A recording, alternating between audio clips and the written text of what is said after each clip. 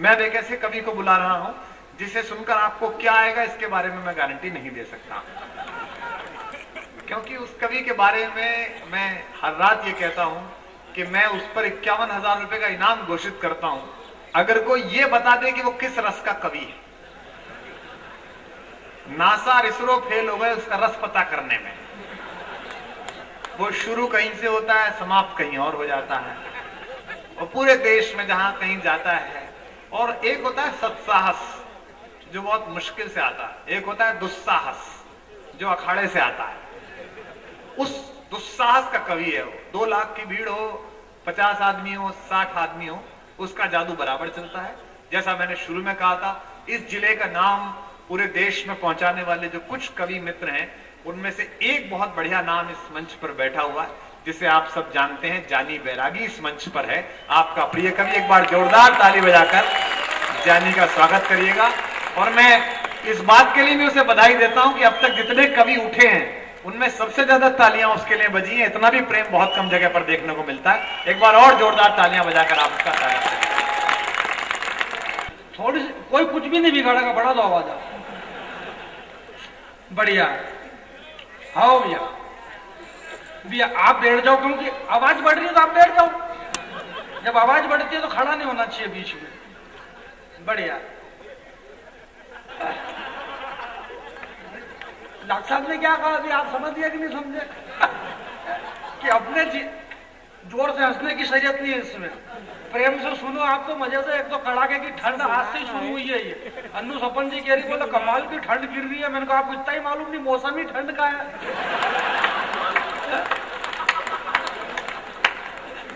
जबरदस्ती का ही लोड ले रहे। धीरज भैया, अरे खाएगा अभी शुरू ही नहीं हुआ, कहा खा गए? ऐसा मत करा करो यार तुम। जब बोला भैया बात ये नहीं है, बात कुल मिलाकर के ये है कि बात कुछ भी नहीं है, और ओरिजिनल में कुछ भी बात नहीं, और इतना बड़ा बतंगड़ कर दिया है? पूरे देश में कोयला ही खा गए लो। बोलो अब कोयला खा गए, आपको क्या तकलीफ? 4 घंटे से माथाफोड़ी कर रहे सारे कवि। ये वो खा गया, फलाना ये खा गया, उसने ये खा गया, वो सड़े हुए गेहूं खा गया, वो यूरिया। तुमने क्या किया अभी तक? तुम खुद की कैपेसिटी क्यों नहीं बढ़ाते हो खाने पीने की? वो 3 करोड़ रुपए खा गया लालू यादव, वो कोयला खा गए कोयला। हमने कोई बगैर कारण से कोयला खाया क्या? कोयला खाने के पीछे एक बहुत बड़ा कारण है। अच्छा क्या 30 साल पहले शोले फिल्म रिलीज हुई। तो शोले फिल्म के अंदर जो ट्रेन थी, उस ट्रेन के अंदर कोयला झोंका गया, और कोयला झोंका गया तो उस ट्रेन को गब्बर सिंह भी नहीं पकड़ सका था। गब्बर सिंह उस ट्रेन को नहीं लूट सका, इसलिए गब्बर सिंह ने कहा था कि जो कोयला खाएगा उसको कोई नहीं पकड़ सकता है। तो हमारे यहाँ के नेताओं ने कोयला खा लिया। अरे मैंने कहा कोयला खाने से, अरे बोले कोयला खाने से मुंह काले होते हैं। अच्छा उनको इस बात की परवाह ही नहीं। मैंने कहा यार कोयला खा गए मुंह काले हो जाएंगे बंदर जैसे। बोले हम तो ऑलरेडी हनुमान जी के भगत हैं। मैंने कहा हनुमान जी के भगत हो तो फल फूल खाना चाहिए। बोले फल फूल कैसे खाते? फल तो सारे हनुमान जी पहले ही खा गए, और फूल बचे थे वो अडवाणी जी ने जिन्ना की बाजार पे चढ़ा दिए। कुछ बचा ही नहीं तो क्या करें अपन? और थोड़ा सा मुंह काला हो गया तो क्या फर्क पड़ रहा है? मन तो हमारे पहले से ही काले थे ही सही, अब मुंह काला हो जाए तो क्या फर्क पड़ रहा है? इसलिए ये खाने। अच्छा ये कौन चिल्ला गया? पहली बात तो कौन चिल्ला गया कि खा गए? ये वही चिल्ला गया जिसको खुद को खाने को नहीं मिला। आप खुद की कैपेसिटी बढ़ाओ, फोकट की बात है। खाओ पियो ऐश करो। भगवान की कसम खा के कह रहा हूं, जो नहीं खाएगा वो पछताएगा। इस देश के अंदर वही लोग मरे जिन्होंने बिल्कुल नहीं खाया। राष्ट्रपिता महात्मा गांधी ने कुछ भी नहीं खाया, मर गए। सुभाष चंद्र बोस कुछ भी नहीं करा, मर गए। सारे बड़े बड़े लोग चले गए, सुखदेव, राजगुरु, भगत सिंह, इन्होंने कुछ भी नहीं खाया पिया, मर गए। और वो अब्दुल कसाब भाई साहब कह रहे कसाब रोज बिरयानी खा रहा, अभी तक नहीं मरा वो। जो खाएगा वो नहीं मरेगा।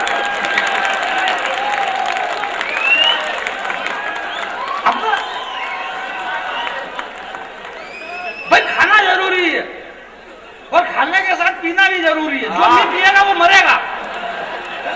कई सारे 1.5-2 घंटे से चाय नहीं आ रही है, हालत मरने जैसी हो रही है हमारी। समझ ही नहीं रहे हो, खाओ क्यों ऐश करो। बोला भी आपको प्रणाम करता हूँ। दीक्षित जी बैठे हुए, सारे बड़े लोग सामने बैठे हुए, अखाड़ा का मामला है। और भाई साहब राजा भोज की धरती है, राजा भोज की धरती है, राजा भोज की धरती है। 1.5-2 घंटे से राजा भोज, अब राजा भोज यहीं के रहने वाले थे तो उनकी धरती थी, इसमें तो कोई खास बात है ही नहीं। सारा मामला कालिदास जी ने मेघदूत लिखा। उज्जैन में क्षिप्रा मैया के तट पे बैठ करके, मालवा के अंदर साहित्य का बड़ा नाम है। कमलेश भैया ने कविता बहुत अच्छी सुनाई है, इसमें कोई दो मत की बात नहीं है। और मैं यहाँ के सारे तमाम लोगों से ये निवेदन करना चाहता हूँ कि भगवान श्री राम पे इतनी बढ़िया कविता कमलेश भैया ने सुनाई। हम कमलेश भैया के आभारी हैं। धार जिला के सारे जो बाहर से लोग आए हुए वो भी इस बात की जानकारी रखे। हम आपके आभारी हैं। हमको तो ये मालूम ही नहीं था कि भगवान राम वाकई में बहुत बड़े हैं। इन्होंने जानकारी दी कि भगवान बहुत बड़े है। अपन तो यूं समझ रहे थे कि भगवान कुछ है ही नहीं, बाकी वाकई में भगवान बड़े। अब इनको ये कौन समझा कि भगवान राम की खुद की हालत खराब है। वो अयोध्या में ओटले पे ही बैठे हुए, अभी तक मंदिर नहीं बना उनका।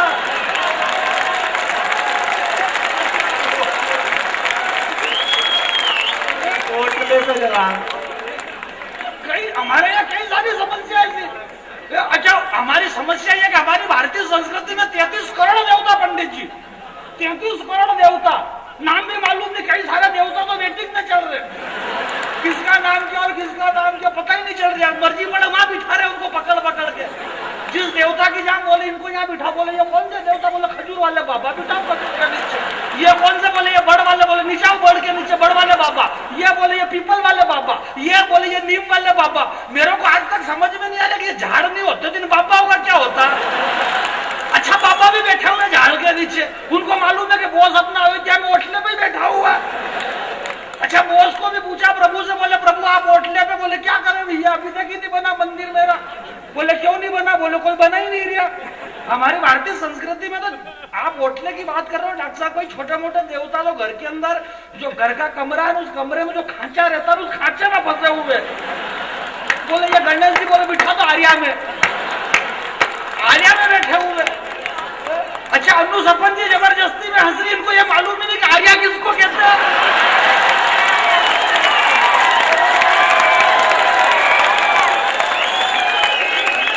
अरे तो मेरे कहने का मतलब ये, मैं प्रणाम करता हूँ। इस बड़े मंच में भगवान हनुमान जी महाराज हमारे पीछे खड़े हुए हैं। और इस बड़े मंच में मैं आपके शहर में आज से 15 वर्ष पहले इसी कवि सम्मेलन में, इसी मंच पे यही डॉक्टर कुमार विश्वास जी का संचालन था। और मैं इस कवि सम्मेलन में पहली बार मैंने कविता पाठ किया था। 15 वर्ष हो गए इस बात को। 15 वर्ष बाद मैं पहली बार अब यहाँ आया। गए वर्ष शैले, हमारे शिव शैलन भैया ने और गोलू भैया वगैरह इन्होंने मुझे बुलाया था, मैं नहीं आ सका। मेरे पिताजी शांत हो गए थे, मैं क्षमा चाहता हूँ। इसमें मेरी कोई गलती नहीं है, मेरे पिताजी की गलती। ये तो पिताजी को सोचना चाहिए ना कि इसको व्यायामशाला के प्रोग्राम में जाना अखाड़े में, और पिताजी निकल लिए, अब मैं कैसे आऊं। अच्छा, ये आपको मालूम ही नहीं कि मेरे पिताजी शांत हो गए। अच्छा, आपको मालूम कैसे, क्योंकि वो मेरे पिताजी थे तो मेरे को मालूम। और मेरे पिताजी की ईमानदारी है कि वो मेरे अकेले के पिताजी तो मेरे को मालूम। भाई समस्या है थोड़ी, इसमें कई सारी बातें होगी। व्यायामशाला जाते थे मेरे पिताजी मेरे गांव के व्यायामशाला में जाते थे। तो सारे का मामला सबका अलग अलग मामला था। कुल मिला के बात ये नहीं, मेरे को इस बात का दुख नहीं है कमलेश भैया के वो करुणानिधि राम को नहीं मानता है। मेरे को दुख इस बात का वो ढंग से रावण को भी तो नहीं मान रहा। भाई अगर ढंग से रावण को पढ़ लेता तो राम की अपने आप समझ में आ जाता। राम तक की यात्रा करने के लिए रावण को पढ़ना जरूरी है। हम अगर हमारे अंदर की बुराइयां जानना चाहते हैं, हम कितने अच्छे अपने आप पता चल जाएगा मेरे भाई। आप डायरेक्ट राम तक की यात्रा नहीं कर सकते हो। परमात्मा तक पहुंचने के लिए एक गुरु की आवश्यकता होती है। हम राम तक बगैर पहुंच ही नहीं सकते। राम हुए ही नहीं। करुणानिधि ने कहा, बोला राम का कोई अधिकार नहीं। वाल्मीकि रामायण काल्पनिक, राम सेतु काल्पनिक, राम का कोई अधिकार नहीं। हम धार में रहते हैं, यहाँ बोलवाड़ा में रहते हैं, यहाँ रहते हैं आसपास मांगोस भांगोस बगड़ी सकड़ी लालचा से ये भैया आया अभी एक, और आई गया पट्टा, और कमाल का आया और आके जम भी गया। बोले अजगर हटाओ तो काम लगाऊं। क्या अजगर हटवाया इसने भी, और किससे हटवाया इसको यही मालूम नहीं। कम से कम अजगर हटवाने के लिए आदमी तो लंका ढूंढता। भाई हनुमान जी के समर्थक हैं गोलू भैया, और उनसे अजगर हटवा रहा हो। भाई हनुमान जी के समर्थक लोग तो मगरमच्छ को हटाते हैं। हनुमान जी महाराज ने तो मगरमच्छ का सीना चीर दिया था उन्होंने। तो मैं आपके बीच में ये बात कहना चाहता हूँ मेरे भाई कि इस देश के अंदर बम फटे। कमलेश भैया ने कहा इस देश के अंदर बम फट रहे, जगह जगह बम फट रहे। अहमदाबाद में 18 बम फटे, जयपुर में बम फटे, बेंगलोर में बम फटे, हैदराबाद में बम फटे, हर 10-20 दिन में बम फट रहे। अच्छा, इन बेवकूफ आतंकवादियों को यही मालूम नहीं है, ये इतने मुबालने में इनको यही मालूम नहीं कि हमको इतनी प्रैक्टिस हो गई कि अगर 10-20 दिन तक नहीं फटे तो आदमी खुद मोबाइल करके पूछ ले क्यों उधर फटे रहे। बोले उधर तो नहीं फटे यार, बोले उधर फटे तो मेरे को फोन करना, बहुत दिन से फटे नहीं रहे अब तो। बोले हाँ यार मैंने भी नहीं सुना, बहुत दिन से नहीं फट रहे।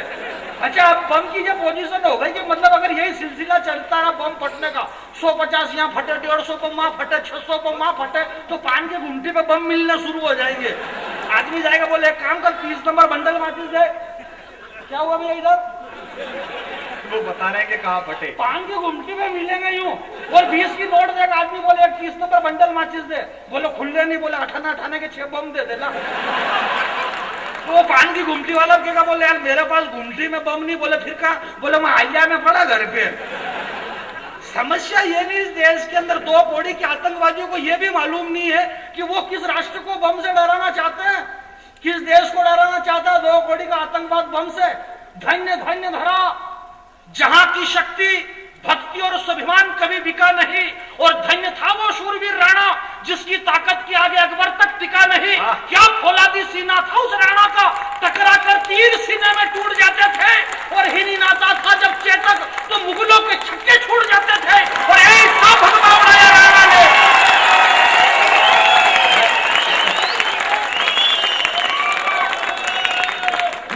बात ये नहीं, मैं बात ये कि पिछले साल पिताजी इसीलिए शांत हुए कि तू इस साल जाना।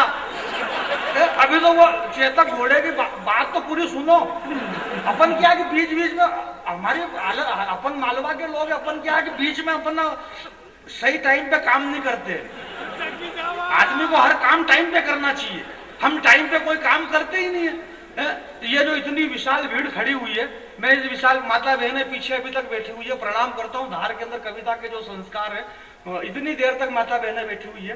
हालांकि वो इसलिए बैठी हुई, इधर छोरे बैठे हुए, इधर छोरे, जाए तो कहाँ जाए, बीच में फंस गई वो, तो खास बात से क्षमा चाहता हूँ। तो अब बैठी हुई है, और इधर लड़के खड़े, वो लोग बाग, और इधर लोग बाग खड़ा। अच्छा, ये इसमें बहुत सारे इसलिए खड़े क्योंकि ये दूसरों की मोटरसाइकिल पे बैठ के आए, और जिसकी मोटरसाइकिल में बैठ के आए वो बीच में फंसे हुए। जब तक वो नहीं उठे तब तक वो जा ही नहीं सकते, उनको यूं खड़े ही रहना। तो आप खड़े हो, बहुत अच्छी बात है। और बहुत सारे पीछे हमारा साकिब सेठ भैया वगैरह बहुत सारे खड़े, हम सूट है साकिब सेठ बीच में हो ना, वो सूट वो उधर बात करो। साकिब सेठ ने कहा, बोला कमाल ठाई, बोले इतनी डेढ़ ठाई खड़ा खड़ा। मैंने कहा नीचे बैठी जाओ, देर तक खड़ा रहो, पाँव भारी में वो डर छे, और मरे ना पाँव भारी में बात नठी, अच्छी बात नहीं, ये काम रखना नहीं होना चाहिए। देखो मैं एक बात आपके, मैं तो बैरागी आदमी हूँ, सारे मंत्र जानता हूँ, मैं मरे गरे के भी जानता हूँ, शादी ब्याह के भी जानता हूँ। ये अलग बात है कौन से वाला कहाँ पढ़ना मेरे को याद नहीं रहता, बाकी जानता सब हूँ। वो एक आदमी आया, बोले यार जानी बाबू अपने को कथा करना। अपनी कमलेश भैया ने कहा ना, बोले गुरुड़ पुराण सुनाना जो राम जी को नहीं मानते हैं। उन राम जी को नहीं मानने वाले लोग जो ये कह रहे हैं कि राम हुए ही नहीं, पंडित जी, धीरज भैया, वकील साहब, आप मेरी बात को ध्यान से सुने, और इसलिए सुने क्योंकि बीच में बैठे हुए तो सुनना ही पड़ेगा, नहीं सुने तो भी क्या करें। तो आप सुने, उसने ये कहा कि राम का कोई अधिकार नहीं, राम कुछ भी नहीं है।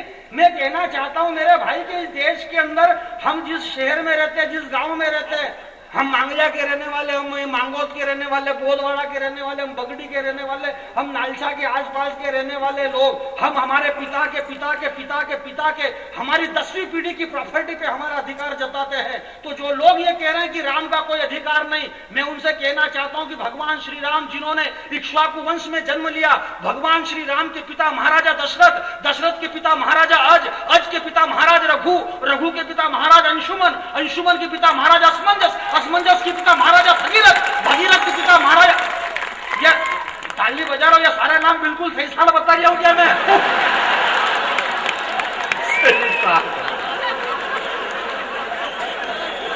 तुम्हारे जानिया बहुत अच्छा। देखो अपन क्या कि भावुक बहुत, मालवे के लोग इतने भावुक, अपने को मालूम ही नहीं पड़ रहा। थोड़ा आप ध्यान से सुनो तो भाई सारे नाम, मेरा चाय पानी का दौर चल रहा है, और भगवान श्री राम का प्रमाण की बात कर रहे थे। अभी भगवान श्री राम के नाम का पावर तो देखो कि एक झटके में राम जी की कविता पढ़ी और चाय आ गई फटाक से। भगवान श्री राम के नाम का पावर, प्रभु श्री राम नहीं होते तो क्या हनुमान जी होते? हनुमान जी हमारे बीच में, और हनुमान जी की शरण में, खेड़ापति की शरण में यहाँ पे खड़े हुए हैं मेरे भाई। और एक बात मैं आपके बीच में बता देना चाहता हूँ, इस देश के अंदर हम भी छोटी मोटी बातों पे लोट लेते हैं जबरदस्ती का, कि हमारी धार्मिक आस्थाओं को ठेस पहुंचाई जा रही है। चलो दिल्ली में धरना प्रदर्शन, बोले किस बात का? बोले हमारा राम सेतु तोड़ा जा रहा है, हमारी धार्मिक आस्थाओं को ठेस पहुंचाई जा रही है, चलो दिल्ली में धरना प्रदर्शन। मैंने कहा यार आप लोट मत लो, नी टूट गया वो, और उसको कोई भी नहीं तोड़ सकता, टूट ही नहीं सकता यार। हमारी भारतीय संस्कृति में 33 करोड़ देवता है, 33 करोड़ देवताओं ने पृथ्वी पे वानरों के रूप में उतार लिया, श्री हरि नारायण विष्णु ने राम के रूप में उतार लिया। जिस सेतु का निर्माण 33 करोड़ देवता मिलकर के करे, संसार में ऐसी कोई ताकत नहीं जो उस सेतु को तोड़ दे मेरे भाई। आप थोड़ी बहुत तो अपने आप को विश्वास रखो कि वो नहीं टूटे, नहीं इसके बाद भी अगर मान लो कि वो टूट जाए तो अपन बदल जाएंगे कि और कुछ है, राम सेतु है ही नहीं।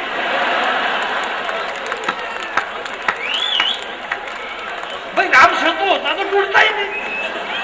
अपने को बदलने में कितनी देर लग रही है, अपन तो हर 2 मिनट में बदल जाए कि ये हुआ ही नहीं, ये हुआ ही नहीं, बदलने में क्या टाइम लगे अपने को। तो मैं आपके बीच में ये कह रहा था, अच्छा भगवान से पूछा मैंने कहा प्रभु आप हो कहाँ? बोले बेटा मैं होटल में। मैंने कहा होटल में क्या कर रहे हो? बोले हर 8वें रोज आतंकवादी मेरे मंदिर पे हमला करे, संकट मोचन मंदिर पे हमला कर दिया बेवकूफों ने, अक्षरधाम मंदिर पे हमला कर दिया। इनको यही मालूम नहीं भगवान खुद आजकल मंदिर में नहीं रह रहे, भगवान मंदिर में बैठेंगे किधर उधर केस लड़ेंगे। मैंने कहा भगवान कहाँ? बोले बेटा होटल में रह रहा हूँ आजकल। मैंने कहा कारण? बोले हर 8वें रोज आतंकवादी मेरे मंदिर पे हमला करे तो मेरे को तो होटल में ही टाइम पास करना। अरे मैंने कहा आप तो भगवान हो, नारायण हो, विष्णु के अवतार हो, शारंग धनुष बाण आपके पास है, जिस धनुष बाण से आपने रावण को मारा वो धनुष बाण आपके पास नहीं है, या उस धनुष बाण पे आपको विश्वास नहीं है। भगवान ने कहा बोले बेटा बात वो नहीं है। मैंने कहा फिर क्या? बोले वो धनुष बाण अभी मेरे पास नहीं है। मैंने कहा कहाँ गया? बोले 10 साल पहले अडवाणी जी रथ यात्रा में लगे, अभी तक नहीं दिया, मैं खुद बगैर धनुष बाण के बैठा हुआ हूँ। मैंने कहा आप शंकर भगवान से त्रिशूल मांग लो और आतंकवादियों को सीना छीन दो। बोले शंकर भगवान से त्रिशूल मांगा था। बोले फिर क्या हुआ? बोले शंकर भगवान ने कहा कि सारे त्रिशूल प्रवीण भाई तोकड़िया ने बांट दिए। मेरे पास त्रिशूल होता तो क्या मैं डमरू बजाता? मेरे खुद के पास त्रिशूल नहीं है। मैंने कहा आप लक्ष्मण को आज्ञा दो छोटे भाई को। बोले लक्ष्मण अभी व्यस्त है। मैंने कहा क्यों? बोले दिल्ली गया हुआ है। किस लिए? बोले वकील से बात करने के लिए कि मेरी अगली तारीख कब लगी है। मैंने कहा भरत और शत्रुघ्न को बोलो। बोले भरत शत्रुघ्न बहुत बिजी हैं। बोले क्या कर रहे हैं? बोले वो इस बात के सबूत जुटा रहे हैं कि मैं ही राम दशरथ का बेटा और अयोध्या में मैं ही पैदा हुआ था। इस देश के अंदर भगवान श्री राम को सबूत देना पड़ रहा है, इससे बड़ी और बेशर्मी क्या हो सकती है मेरे भाई। तब मैं आपके बीच में कहना चाहता हूं कि कृपा सिंधु भगवान, किस रात की बातें कर रहे हैं? हमारे भाई यशपाल जी यहाँ बैठे हुए गीतकार कुमार विश्वास जी आज हमारे बीच में गाजियाबाद से चल करके आए। ये हमारा बड़ा सौभाग्य है कि आज ये हमारे बीच में आ गए, और इसलिए आ गए क्योंकि इनको बुलाया तो आ गए। बहुत सारे पूछ रहे थे, बोले आज क्यों आ गए होंगे यार। मैंने कहा इनको बुलाया। कई बार ऐसा लफड़ा हो जाता। अन्नू सपन जी ने परसों की रोज की बात इंदौर में कह दिया। बोले मैं पहले भी आपके शहर में कई बार आई हूँ। लड़कों में उधर दिमाग खराब हो लिया, पहले क्यों आई होगी, पहले क्यों आई होगी, मार मारा मारी यूं। अरे बहुत बढ़िया कि भगवान की कसम लट्ठे चल गई उधर कि इसकी छानबीन करोगे ये पहले क्यों आई यहाँ पे। छानबीन हुई तब मालूम पड़ा कि इनकी बड़ी बहन रहती है इंदौर में, और बड़ी बहन की फिर में डिलीवरी हुई तो ये साता पूछने के लिए आई थी। कई समस्या, तो ये सारे लोग इसलिए आए हमारे बीच में। अरे जानी इनको बुलाया।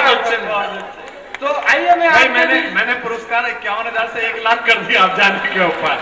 पुरस्कार क्या डॉक्टर साहब देखो ये मालवा है। इस दुनिया के अंदर भगवान बाबा तुलसीदास जी संसार के बड़े कवि हुए। आपने देखा आज के टेम्पलेट वगैरह बैनर अखबार पढ़े रोज। इस कवि सम्मेलन की टीम में मेरा कहीं से कहीं तक नाम था क्या? ना तो अखबार में कोई नाम था, ना टेम्पलेट में कहीं भी नहीं। बाकी वो इसलिए नहीं था क्योंकि जो बड़े लोग होते हैं, जो तुलसीदास जी ने कहा कि नहीं कहा कि भाई प्रकट कर पाला, जो बड़े होते हैं वो डायरेक्ट प्रकट ही होते हैं। तुम्हें डायरेक्ट प्रकट हुआ। आज ये जितने लोग बैठे हुए हैं, डॉक्टर कुमार विश्वास जी देश के बड़े कवि है। हिंदी कवि सम्मेलन का कुमार विश्वास जी पे एहसान है। देश के सारे बड़े से बड़े कवि हैं, परंतु हिंदी कवि सम्मेलन का कुमार विश्वास जी पे एहसान रहेगा, जिन्होंने कवि सम्मेलन को अमीर बनाया, कवि सम्मेलन को बड़ा बनाया। कुमार विश्वास हमारे बड़े कवि है, परंतु कुमार विश्वास जी के लिए ये ताली मैं दूसरी बात में बजवाया था। हमको मालूम भी नहीं और तुम बीच में बजा लो, ऐसा मत करा करो तुम। मान लो मेरा मन अगर और कुछ बात कहने का था तो मैं आपके बीच, देखो मैंने आपसे पहले कहा कि मैं बैरागी आदमी हूँ, मैं सारे मंत्र जानता हूँ, मरे गरे के भी जानता हूँ, शादी ब्याह के भी। वो एक आदमी आया, बोला जानी बाबू अपने को कथा करना। मैंने कहा काई की? बोला सत्यनारायण भगवान की। मैंने कहा कर दूंगा, जैसे भैया को गुरुड़ पुराण सुनाना था। तो मैं गया फटाफट, वो क्या हुआ कि जल्दी जल्दी में कथा की किताब भूल गया। पहली दूसरी क्लास के छोरे छोरी की किताबें हाथ में आ गई। मैंने कहा मामला कॉन्फिडेंस से लेना पड़ेगा। मैंने प्रथम अध्याय शुरू करा। मैंने कहा प्रिय भक्तों, बड़े हर्ष की बात है कि एक समय नेमिषारण वन के अंदर सूत जी महाराज 88,000 ऋषि महात्माओं को एकत्रित करके कहने लगे कि तितली रानी सबके मन को भाती हो, रंग बिरंगे पंख तुम्हारे हाथ नहीं आती हो। एक आदमी बीच में खड़ा हो बोले बेवकूफ समझ रहे हो हमको, ये कोई कथा हो रही है क्या? मैंने कहा धर्म के काम में टांग नहीं अड़ाना, जो चल रहा है वो बढ़िया चल रहा है।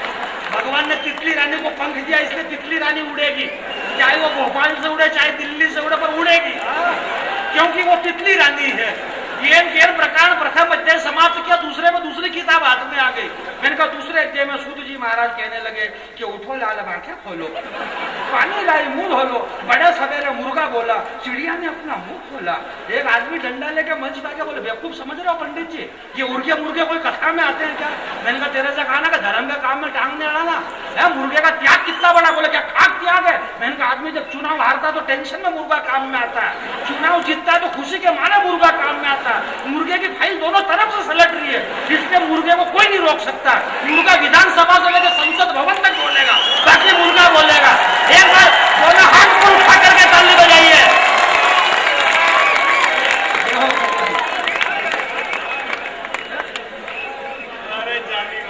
तो बात नहीं, मतलब मैं आपसे क्या कह रहा था, मैं कह रहा हमारे बीच में अन्नू सपन जी एक बड़े गीतकार है। यश भैया हमारे फिरोजाबाद से चूड़ियों वाले शहर से आए हुए, ये बड़े गीतकार है। कवि सम्मेलन के संस्कार इस देश के अंदर ये भ्रांति फैलाई गई मेरे भाइयों।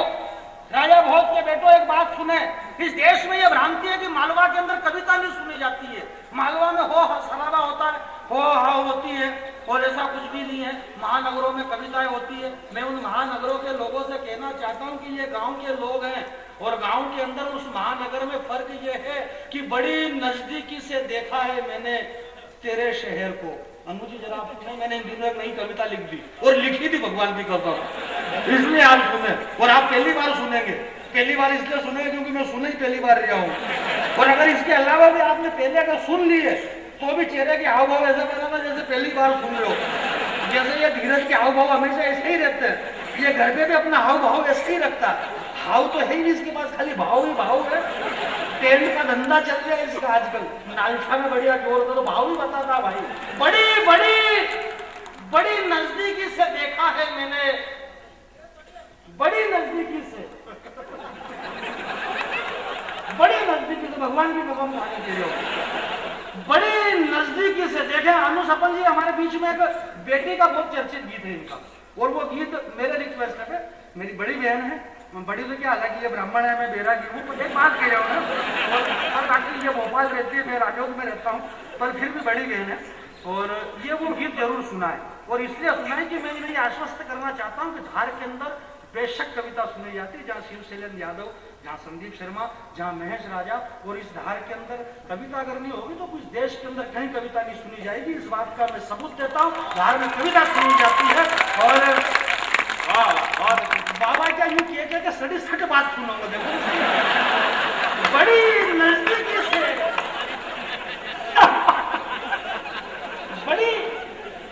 बड़ी नजदीकी से देखा है मैंने तेरे शहर को। और नजदीकी से इसलिए देखा क्योंकि ट्रेन 4 घंटे लेट।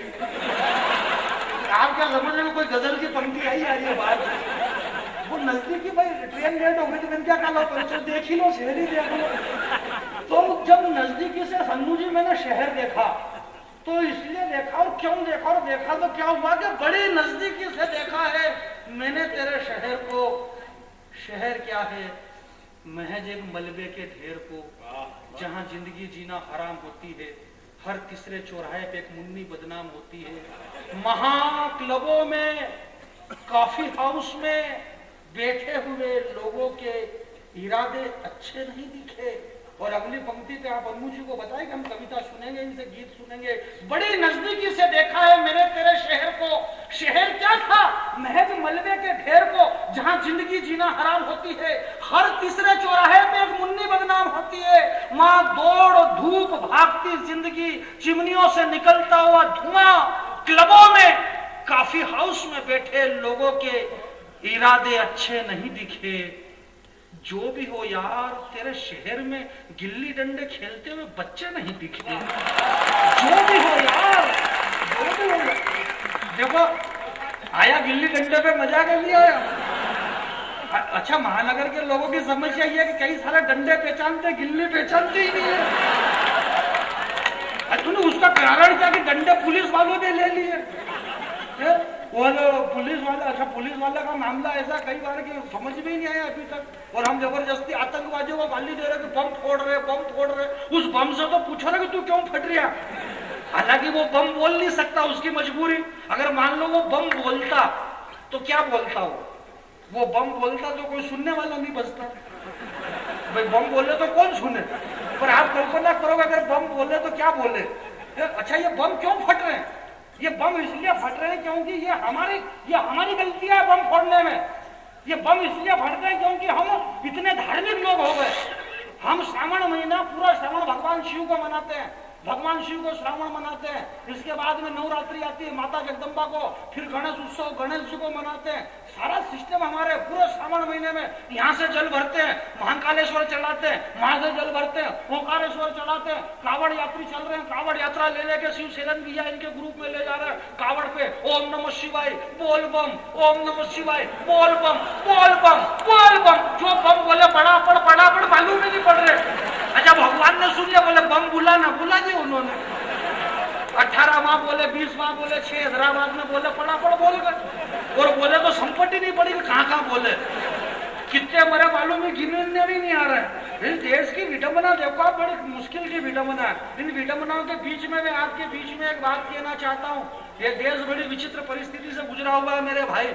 मैं इस राजा भोज की धरती में खड़ा रह करके जानी बैरागी आपके भाई बीच में एक बात कहना चाहता हूँ। संस्कारों की बातें कर रहे हैं, माता बहनें बैठी हुई है। अखबार का पन्ना उठा के देखो, हर महीने एक विश्व सुंदरी। पता ही नहीं चल रहा इनको विश्व सुंदरी का खिताब दिया किसने। ऐश्वर्या राय, युक्ता मुखी, लारा दत्ता, प्रियंका चोपड़ा, क्या गजब का बनाया मालिक ने तुम्हारा थोबड़ा। हर महीने विश्व सुंदरी कहां से आ गई है विश्व सुंदरिया। ऐश्वर्या राय, युक्ता मुखी, लारा दत्ता और प्रियंका चोपड़ा, क्या गजब का बनाया मालिक ने तुम्हारा थोबड़ा। तुम सबके सब विश्व सुंदरी का खिताब जीती, पर सही सही बताना तुम्हारे साथ क्या क्या बीती। खिताब नहीं मिल गया क्या? हमारे में संस्कार और संस्कृति को कहां रौंदा गया होगा। इस देश की विडंबना, ये समय के साथ में हमने शब्दों के अर्थ बदल दिए, परिभाषाएं बदल गई, नग्नता की परिभाषाएं बदल गई। शब्द बदले तो नग्न शब्दों की दुनिया में नग्नता दो ही अच्छी लगती मेरे भाई। सोनाली बेंद्रे कपड़े क्यों कम पहनती है? मल्लिका शेरावत ने कपड़े कम कर दिए, हमारे घरों में अश्लीलता आ गई। मल्लिका शेरावत कपड़े कम पहन रही है, टीवी में नग्न चित्र बताए जा रहे हैं, तो आप क्यों देख रहे हो? ये तो हमारी दृष्टि दोष है, वो बता रहे आपको नहीं देखना चाहिए, पर अपन भी देखे जा रहे हैं। और फिर कह रहे कि नग्नता बहुत हो गई, नग्नता कितनी हो गई। देखो तो संपट में नहीं आ रही, कितनी नग्नता, आंखें फाड़ के नग्नता देखे जा रहे हैं। और जो नग्नता हो गई, क्या बात कर दी यार। इस दुनिया में नग्नता दो ही अच्छी लगती है भैया। या तो नग्नता माँ की गोद में एक नन्हा बालक खेलता है, उस बालक की नग्नता अच्छी लगे, या फिर नग्नता उसकी अच्छी लगे जिसका तन कुंदन मन कुंदन, तप तप कर तन बना होगा कुंदन।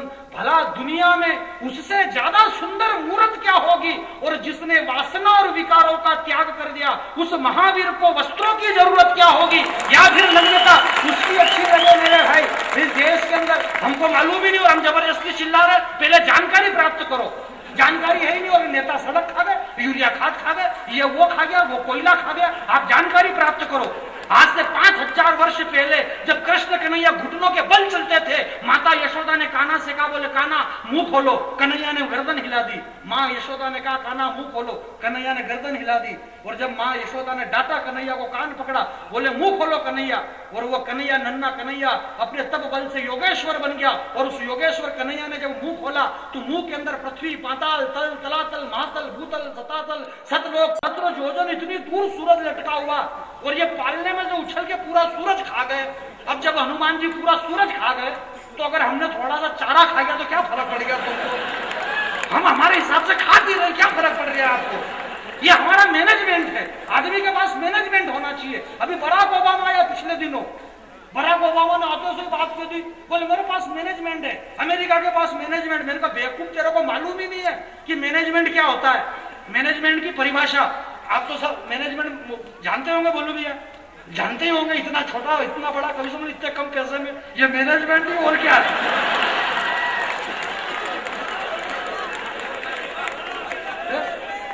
भाई मैनेजमेंट का मतलब होता है कम समय में बड़ा काम कर देना। मैनेजमेंट का मतलब होता है, वकील साहब आपने पूरी जिंदगी मैनेजमेंट की परिभाषा आपको याद है। मैनेजमेंट कम मेहनत से कम समय में अच्छा काम कर देना, बड़ा काम कर देना। मैंने कहा बराक ओबामा तेरे को मालूम ही नहीं, संसार के पहले मैनेजमेंट गुरु हनुमान जी थे। और अब आप यात्रा करना कविता के साथ। बोले कैसे? मैंने कहा पहले मैनेजमेंट गुरु हनुमान जी। बोले कैसे? मैंने कहा संसार के पहले मैनेजमेंट गुरु हनुमान जी, जिन्होंने अपने गॉड फादर श्री राम के लिए क्या वर्क बेस्ड किया, रिजल्ट 100%, रुपया एक भी इन्वेस्ट नहीं किया। हनुमान जी ने एक भी पैसा कौड़ी नहीं बिगाड़ा। 5 मंगलवार करो, 2 रुपए का सिंदूर लगा दो, खुश। कितने कम खर्चे में बड़ा काम, 5 मंगलवार में तो अच्छे की फाइल चलता दे। अगले का मैनेजमेंट देखो, बिल्कुल कम खर्चा, कपड़े लगता ना खर्चा नहीं अभी तो इनका, कोई पिताम्बर महंगा आइटम, सोने के आभूषण कुछ भी नहीं। अगले आदमी की ब्रह्मचर्य का पालन देखो, मैनेजमेंट। और अगली पंक्ति में बराक ओबामा संसार के पहले मैनेजमेंट गुरु हनुमान जी, जिन्होंने बगैर फ्लाइट, बगैर ट्रेन, रामचंद्र जी से 3000 रुपए थोड़े मांगे, बोले लाओ हवाई जहाज का पैसा, मेरे को लंका में जाना है। वो खुद ही हवाई जहाज थे, जय श्री राम बोलते तो हवाई जहाज। मैनेजमेंट मैंने कहा जैसे कि बोले, जैसे कि बगैर फ्लाइट, बगैर ट्रेन, बगैर बस लंका में जाके राम की क्या साख कर दी। माचिस की तीली से लेकर घासलेट तक सामने वाले को पूरी लंका जला के राख कर दी। बहुत बढ़िया। क्या भगवान राम इतना घासलेट कहां से लाते? उनके पास इतना टाइम था क्या? एक कुकर पे 3 लीटर ढंग से अपने दादा पहलवानों को नहीं मिल रहा, तो रामचंद्र जी को कहां से मिल जाता घासलेट? और भगवान राम के पास यही काम था क्या कि एक हाथ में डब्बी और एक हाथ में कुपन के 3 लीटर भर दे भैया इसमें, 3 लीटर भर दे भैया इसमें। बगैर फ्लाइट, बगैर ट्रेन, बराक ओबामा। और अगली बात में कोई कविता नहीं, इस धार राजा भोज की नगरी से, जिस राजा भोज की नगरी के राजा महेश की लिखी हुई कविता वहां लंदन के म्यूजियम में गूंजती है। तो इस धार से 2 बात कहना चाहता हूं पूरे विश्व के लिए जाने बैरागी, कि संसार के पहले मैनेजमेंट गुरु हनुमान जी थे। व्यायामशाला के लोग यहाँ बैठे हुए हैं, पूरा धार यहाँ खड़ा हुआ है, आसपास के लोग खड़े हुए हैं। और इसलिए खड़े हुए हैं क्योंकि बैठने की जगह ही नहीं, तो खड़े हुए हैं। तो आप खड़े वाले भी सुनो और नीचे बैठे वाले भी सुनो। इस हिंदुस्तान में धर्म का जो प्रचार, मेरे भाई, ये हिंदुस्तान है, यहाँ हिंदू, मुसलमान, सिख, ईसाई। यहाँ पे 15 साल पहले रामानंद सागर ने जब रामायण बनाई, 9:30 बजे आती थी रामायण, है ना, तो पूरा शहर सुनसान। अरे पूरा शहर क्या, रामायण 40 भाषा में रामायण बनी रामानंद सागर की, 160 राष्ट्र में रामायण को देखा गया। पूरा शहर सुनसान हो जाता है। डॉक्टर साहब रामायण जब आती थी 15 साल पहले रामानंद सागर में, पूरा शहर सुनसान, 9 बजे रामायण आती थी। लाइलन के जूतों की क्या चोरियां होती थी उस टाइम में। लोग बाग उधर रामायण देखकर उधर खैडे लाइलन के चालू हो गए। और उस रामायण को किसने नहीं देखा? हिंदू, मुसलमान, सिख, ईसाई सब रामायण का आनंद लेते थे। और क्या पात्र, अरुण गोविल, दीपिका वगैरह, एक से एक शेलू भैया क्या पात्र थे उसमें। अरुण गोविल ने क्या अभिनय किया, और अभी भी क्या रुद्राक्ष बेच रहा बड़े ढंग से वो। जो बड़ा आदमी रहेगा उसको रुद्राक्ष ही बेचना बाद में। तो क्या रामायण, और उधर से सुनसान। एक दिन रामायण जैसे ही पूरी हुई, राजोत की बात बताइए भगवान की कसम, मेरे को धार से क्या लेना देना, मैं तो राजोत की बात कर रही हूँ। रामायण अन्नू जी जैसे खत्म हुई और उधर से शाकिर सेठ निकले, तो शाकिर सेठ ने सफर सेठ से कहा, बोले आप कमाल करी दीदू रामानंद सागर, बोले आप कमाल करी दीदू आ रामानंद सागर ने आ रामायण सीरियल में शू कीधु लक्ष्मण देवर ने सीता भाभी से कि आ सीता भाभी तमे आ लक्ष्मण रेखा से बाहर जावो मती ने कछु गड़बड़ थाई जाए तो हमारी जवाबदारी नहीं।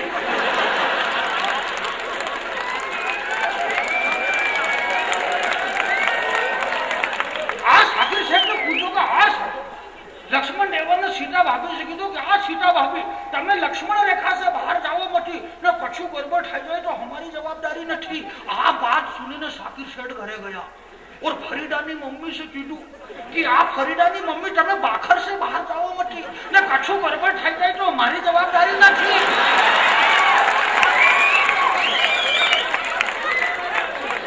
हमारे यहाँ का जो सिस्टम था, मैंने कहा बराक ओबामा संसार के पहले मैनेजमेंट गुरु हनुमान जी थे, जिन्होंने बगैर फ्लाइट, बगैर ट्रेन, बगैर बस लंका में जाके राम की क्या साख कर दी। जो अमेरिका इस बात का दावा करता है स्वास्थ्य, सुरक्षा, रक्षा के नाम पे अमेरिका के पास में बड़ा काम है, बड़े से बड़े डॉक्टर अमेरिका के पास में, बाईपास सर्जरी, ब्रेन का ऑपरेशन करना दुनिया को अमेरिका ने सिखाया। जो अमेरिका अगर इस बात का दंभ करता है, मैं उस अमेरिका से कहना चाहता हूं कि बेवकूफ, आज से 17 लाख वर्ष पहले जब मेघनाथ ने लक्ष्मण को शक्ति मारी थी, तब समस्या कितनी भारी थी। समस्या का समाधान हजारों किलोमीटर दूर था, पूरा विश्व मजबूर था। तब कमाल कर दिया था आपने, बात बात में रात को उड़ान भरी, सुबह में पूरा मेडिकल स्टोर एक हाथ में, पूरा पहाड़ उखाड़ करके ले आए, पूरा मित्तल नर्सिंग होम एक हाथ में, सारे एंटीबायोटिक, डॉक्टर सब बोले करो बाईपास सर्जरी। उस जमाने में हम कितने आगे थे। ओनली 10 मिनट में आप गोल्डन टेम्पल साफ। रावण के सारा सिक्योरिटी गार्ड आंखें सेकते रहे, फायर ब्रिगेड वाले खड़ा खड़ा देखते रहे, कोई भी हथेली नहीं लगा सका। और बचपन में पालने में सोए हुए थे, जाने किन ख्यालों में खोए हुए थे। खेड़ापति हनुमान जी व्यायाम शाला वाले लोग बचपन में पालने में सोए हुए थे। बचपन में बहुत बढ़िया, क्या पालना था और बचपना था तो सो गए। बचपन में पालने में सोए हुए थे।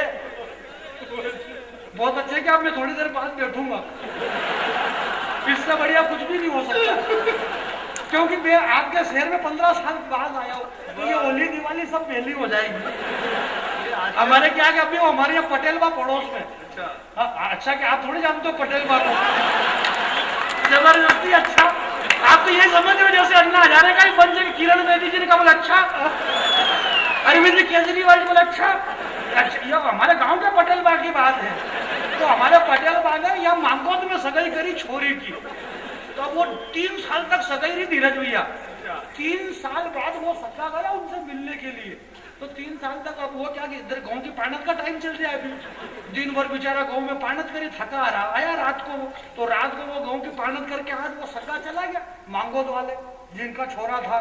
तो उसने कहा बोले बहुत दिनों के बाद पटेल बा आया, पर अब वो दिन भर बेचारे ने गांव में पानत करी, वो थका हुआ, उसकी औरत भी थकी हुई, उसकी औरत भी बड़बड़ती हुई बोला कहीं पटेल बा भी ये रात के आया 7-8 बजे नहीं 10-12 दिन में गाँव पानत करी ना आया, नवरा जी को हुए हुआ दे ढंग उसका दिमाग खराब पटलन ना का भी। तो उस पटेल बा ने धीरे से कहा बोले पटेल आया सुबह में चला जाएगा, एक काम कर तू अपना थुल्ली रान ले। पटेल बा के थुल्ली फंसाई, दोनों छुट्टी करो। पटलन बा ने काठी काठी थुल्ली फंसाई दी, एक परात में थुल्ली बना ली और पटेल बा के सामने। तो वो सामने वाले पटेल ने कहा बोले बहुत प्रेम अपना दोनों का, 3 साल से सगाई, आप 3 साल में अब आए तो प्रेम से दोनों एक ही थाली में थुल्ली खाएंगे अपन। पटेल बा ने भी बीड़ी सूखी हुई हाथ मुंह धोया, बोला साथ में खाएगा। अब वो घरवाले ने क्या करा कि एक आध चम्मच डालना घी बड़ी थुल्ली में लाग दी। अब योग से वो सपन जी क्या हुआ कि वो थाली थोड़ी टेढ़ी हो गई, तो वो जो घी था ना वो मांगोद वाला पटेल बाड़ी ढूंढी गई।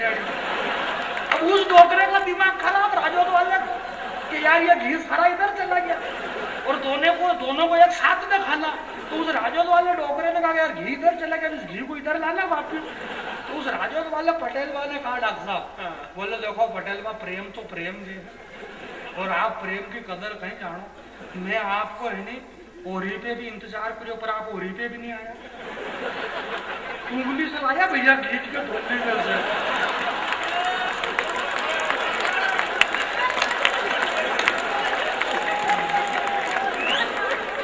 बोले आप होली पे भी नहीं आया। इका बाद में भी तो कई बात नहीं, होली पे नहीं आया, छोरी दापुड़िया भी बात ढूंढी कि फूफा जी आएगा, तो आप फिर दशा माता पे भी नहीं आया, बहुत दूर तक नहीं गया घी को पूरा इधर, और नवरता में भी बिल्कुल नहीं आया। अब ये मांगोद वाले पटेल बा का दिमाग खराब हो गया, घी पूरा खींच गया इधर। तो मांगोद वाले बा ने भी कह दिया अपने होली दिवाली सब दे रहे, जरा दोनों हाथ पर उठा करके ताली वाली बजाइए। जिंदाबाद, बहुत अच्छे है जानी, बहुत अच्छे, वाह, वाह। बचपन में बहुत अच्छा। ऐसा कीजिए। भाई मेरे लिए आश्चर्य की सूचना है। मैं सोचता था कि आए होंगे। मुझे याद है कि 15 साल पहले कवि सम्मेलन में 2 कवियों ने एक साथ कविता पढ़ी थी। इलाके के दोनों कवियों ने, दोनों बहुत संभावनाशील मुझे लगे थे, जानी ने और संदीप शर्मा ने। लेकिन मेरे लिए आश्चर्य की बात है कि 15 साल बाद पहली बार आए, तो इस पर धार भी विचार करें, क्योंकि पूरे देश में ये कवि भी स्वीकार करेंगे। रात भर एक जैसी कविता, एक जैसे जुमले, एक जैसी बातचीत सुन सुनकर जब हम 4-5 घंटे बोर हो जाते हैं, तब एक कवि ऐसा आता है जो हमें खूब मन से हंसा देता है। वो आपका अपना कवि है जानी बैरागी। एक बार उसके लिए जोरदार तालियां हाथ उठाकर बजाइए जानी। ईश्वर इसका यश और आगे तक ले जाए। आइए, तो मैं ये कह रहा था कि समय हमारे पास कम है और आगे भी पढ़ना है। तो मैं जब अरे ये सब नाटक करना पड़ता है यूं, मैं क्या मेरा बाप नहीं बैठा है यूं, हालांकि मेरे पिताजी गए साल निपट लिए, पर अगर वो होते तो वो भी नहीं बैठते, क्योंकि अपन मालवा के लोग बैठने वाले थे, अपन उंगली से खींच रहे थे। मालवा के आदमी के पास तो कॉन्फिडेंस, तो मैंने आपसे क्या कहा कि वो जैसे ही दूसरा हिस्सा पूरा हुआ कथा का, ये तो अभी कथा ही चल रही थी, ये मेरी 5-7 कविता एक साथ चल रही, मेरे को भी मालूम नहीं पड़ता कौन सी वाली कहाँ पूरी हो गई है और कौन सी वाली कहाँ शुरू हुई है? तो वो जैसे ही मैंने 2 अध्याय पूरे करे, तीसरे में तीसरी किताब हाथ में आ गई। मैंने कहा तीसरे अध्याय में सूत जी महाराज कहने लगे कि अल्मोड़ा नाम के पर्वत पे अब्बू खां नाम के एक बड़े मियाँ रहते थे। उन्होंने चांदनी नाम की एक सुंदर सी बकरी पाल रखी थी। अब्बू खां चांदनी से बड़ा प्यार करते थे। एक आदमी इधर से खड़ा हो गया, बोले ये अब्बू खां बिल्कुल नहीं चलेगा।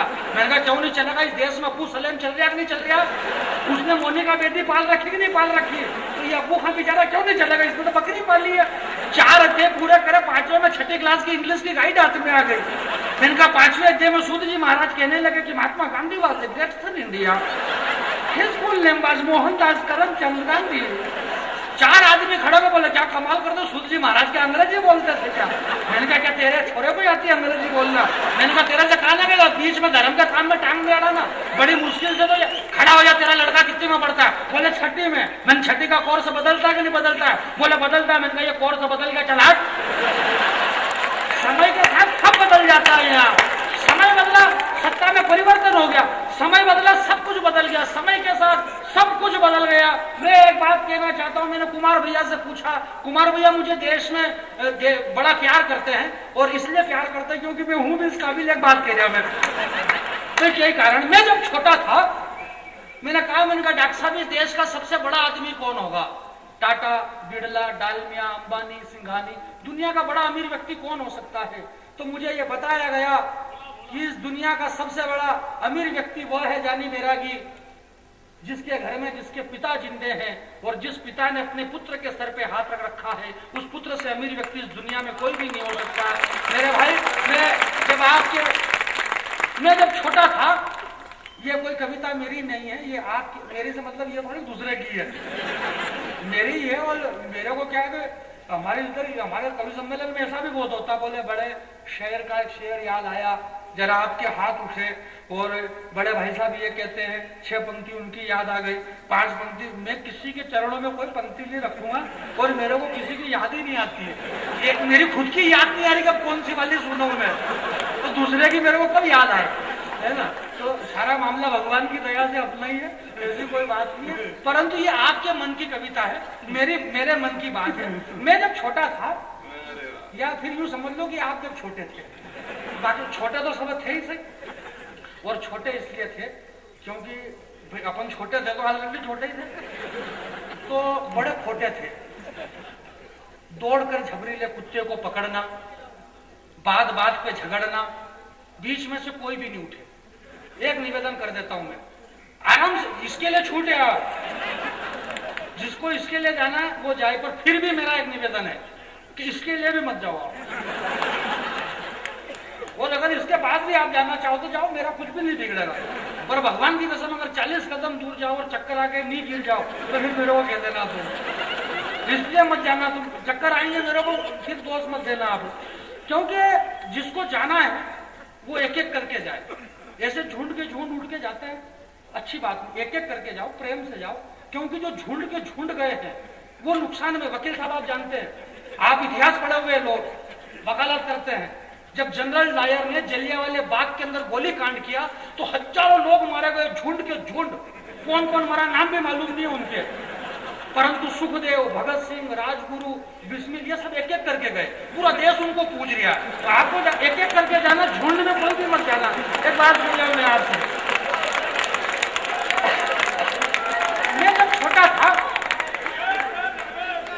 मैं जब छोटा था तो बड़ा खोटा था, दौड़कर झबरीले कुत्ते को पकड़ना, बात बात पे झगड़ना, मां से अकड़ना, बहुत सारी टॉफियां जेब में भरना, सब बच्चे के स्वभाव में होता है, क्योंकि बच्चे पे उस वक्त किसी का प्रभाव नहीं होता है। मैं अकड़े ही अकड़े, मेरे पिता की उंगली पकड़े, मेरा घर, मेरे घर के पीछे मेरा खेत, खेत के पीछे मेड़, मेड़ पर पेड़, और पेड़ पे एक पक्षी था। मैंने पिता से कितनी बार पूछा था, पापा ये क्या है? पापा ने बताया था, बेटा ये कौवा है। सैकड़ों बार हमने प्रश्न किए होंगे बचपन में पिता से कि पिताजी ये क्या है। पिताजी सैकड़ों बार हमें उत्तर देते थे। हमने बचपन में सैकड़ों बार प्रश्न किए। छोटा बालक हूँ, क्षमा करें, देश के सारे बड़े कवि इस मंच पे बैठे हुए, मैं बहुत छोटा कवि हूँ, हालांकि इतना छोटा भी नहीं हूँ। ये क्या भी टीवी वगैरह में आते रहते, मैं आया नहीं आज तक। उसका कारण है तो उसके लिए टाइम भी चाहिए, कई सारी बातें। अब मेरे पास तो इतना टाइम है ही नहीं कि वहां जाऊं मैं, और यदा कदा आता हूँ रात की 12-1 बजे बाद डिस्कवरी के। ध्यान रख, मैं डिस्कवरी वाला कवि हुआ, विश्व का सबसे महंगा चैनल डिस्कवरी, ध्यान रखना। उसमें सांप पकड़ता है वो आदमी। मैं जब छोटा था तो कितनी बार हमने पिता से प्रश्न किए। आप सुने, ये पिताजी का फोन तो नहीं हो सकता है, तो पिताजी तो यहाँ है। तो सैकड़ों बार मैंने पिता से प्रश्न किया।